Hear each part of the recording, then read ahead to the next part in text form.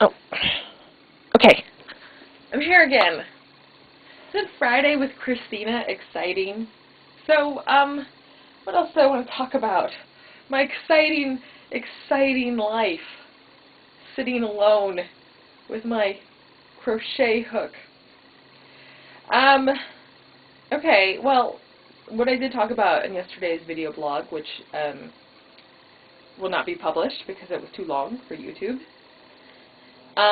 is I guest taught at UCLA yesterday, which was such an awesome experience. It's so awesome when professors assign my work for their students to study. But it's just kind of, it's something that should be logical. Like, I think artists should be studied by students in the work they're doing, because they're culture makers and stuff. But when it's like my work, and when people are like visiting, when students are studying my blog and studying my Goofy Pants website, and it's an assignment, like it's so weird. It's so weird.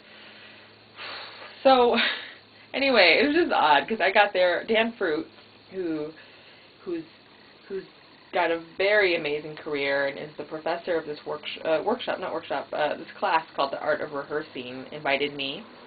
And basically, he's bringing in different artists all year long to share, or all quarter long, to share their process with students. And the students kind of figure out what their rehearsal process is. And I was just like, wow, thank you for inviting me, though I feel like my process is so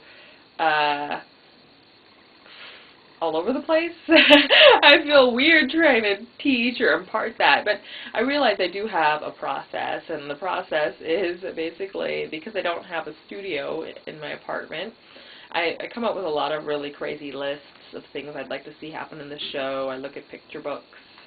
I kind of free write on themes I'm exploring. So, for example, this mental illness show, like, I go to the themes. I could do a show that's 8 years long about this topic, but I'm really going to stuff I'm drawn to, which is kind of tricky because I know a lot of my audience members are coming wanting me to like save them and speak to their story, but there's just not enough time to go into it, and it really has to kind of be filtered more through my lens and experience. So anyway, it was funny because I'm sitting there and I'm by myself in the studio. None of the kids have come in yet, and when they do come in, they're like looking at me, like, because they've all seen my work on DVD and they've seen me on my site, and they're like, "Hi, Miss Wong, hi." So that was kind of funny.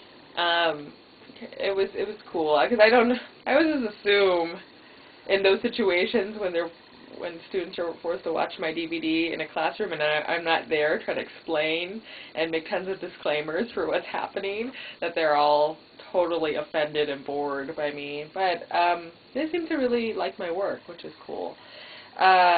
So yeah, I basically took them through the process, and after 1 hour of doing kind of hands-on stuff with them, they get to sit down and interview me, which is so crazy. It was so crazy, like people asking me like how I rehearse, and the students are assigned to come to my show at the Ford next week, which is like, I don't even know what the hell I'm doing next week at the Ford. I have to do like 10 or 15 minutes.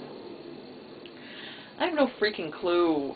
And now these students are coming, and they probably have to like write a paper or something, and it's just kind of scary because it's like the work, and I mean, they'll probably watch this now, and I've shown all my cards, and it's like, I don't know exactly what I'm showing, but that's also part of the fun, what I get to spend all week doing.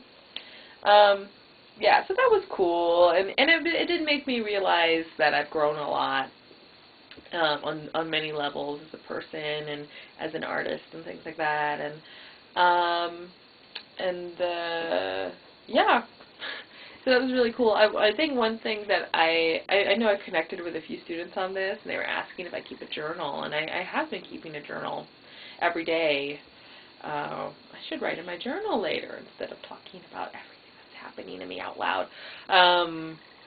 But I said something that I think I've learned over the years, which is journaling should not be the same as, it should foster your creative work, but for me, I think it should be kept separate. Like, I think every person needs a separate space to process and to just handle those kind of intimate emotions, like life change things, and not try to turn the stage into your therapist's couch. Like, have your therapist's couch, but also have your stage where maybe you take some of that from the, you know what I'm saying? So, I think they were so like, oh, wow, you know, that's great, taking care of yourself emotionally. So I was like, hey, listening to myself going, I'm a big girl, yay! Anyway, no one's listening this far in my video blog. It's all for my vanity, I know. Okay, I'm going to make another one.